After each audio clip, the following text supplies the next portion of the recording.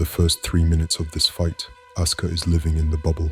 She thinks she's fighting a conventional war. She thinks if she decapitates the bad assets, she wins. She is trading on margin, believing that housing prices only go up. But then, the umbilical cable is cut. The Federal Reserve stops pumping cheap money into the system. The interest rates hike up. Suddenly, Asuka isn't fighting with infinite liquidity anymore. She's fighting on a 5-minute timer, and she is about to learn the hardest lesson in economics. The market can remain irrational longer than you can remain alive. To understand why Asuka got wiped out, you have to understand the structure of the financial instrument she became. Wall Street took thousands of risky subprime mortgages, pilots with low sink rates, bad credit history, and zero income verification, and bundled them together into a collateralized EVA obligation, or CEO. They then sliced that CEO into tranches.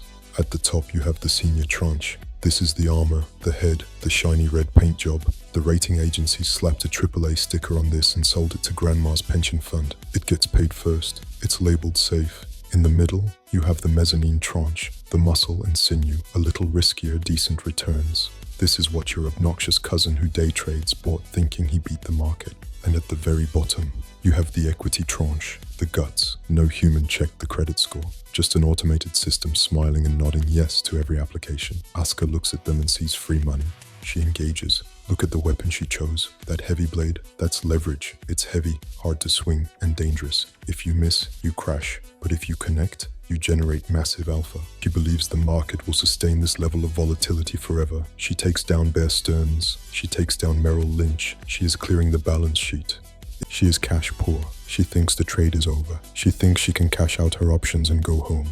But in a complex derivatives market, a trade never really ends. September 15th, 2008. The weapon enters the airspace. This isn't a conventional missile. You can't deflect this with high-volume trading. In financial theology, we call this a black swan event.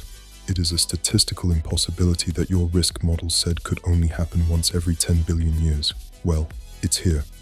The toxic sludge. This is the first loss position. The problem is, when the housing market turned, when those mass production EVAs woke up, they didn't start eating the armor, they started eating the guts. And because the entire EVA was structurally composed of toxic loans, once the guts were gone, the rest of the body realized it was already dead.